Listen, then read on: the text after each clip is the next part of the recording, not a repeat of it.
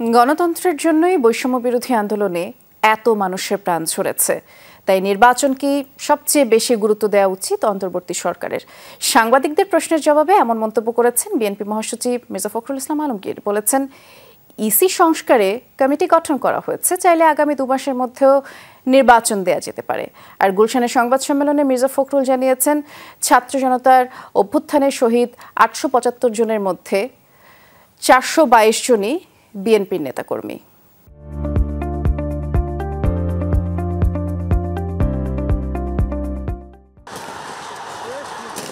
বহু মানুষের আত্মত্যাগের বিনিময়ে সফল হয়েছে বৈষম্য বিরোধী আন্দোলন, পূরণ হয়েছে এক দফা দাবি। পুলিশের গুলি সহ নির্যাতন নিপীড়নে প্রাণ গেছে অনেক ছাত্র জনতার। দলের মহাসচিবের দাবি, এখন পর্যন্ত পাওয়া তথ্য অনুযায়ী নিহত 875 জনের মধ্যে 422 জনই বিএনপি নেতাকর্মী। 13ই আগস্ট পর্যন্ত সমগ্র বাংলাদেশে শহীদ হন 875 জন মানুষ, যার মধ্যে কমপক্ষে 422 জন বিএনপি রাজনীতির সঙ্গে জড়িত।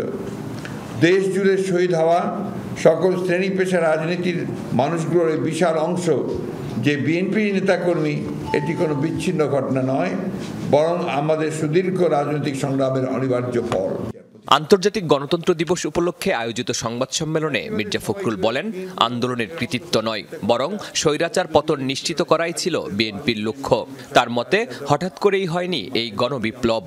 সমস্ত রাজনৈতিক দলগুলোকে ঐক্যবদ্ধ করে এর যে নেতৃত্ব বলেন, এর যে উদ্যোগ বলেন, সবটাই কিন্তু বিএনপি নিয়েছে।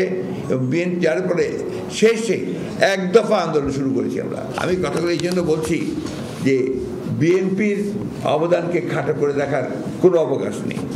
সাংবাদিকদের প্রশ্নের জবাবে বিএনপি মহাসচিব বলেন, সংস্কারের পাশাপাশি নির্বাচন আয়োজনে সবচেয়ে বেশি গুরুত্ব দেওয়া উচিত অন্তর্বর্তী সরকারের। সবচেয়ে বেশি গুরুত্ব দেওয়া দরকার। নির্বাচন সংক্রান্ত একটা সংস্কার কমিটি তো করা হয়েছে বদির আলম মজুমদার সবকে দিয়ে বলে, তাই না? আমার তো মনে হয় অতি দ্রুত, এটা 2 মাসও লাগার কথা না।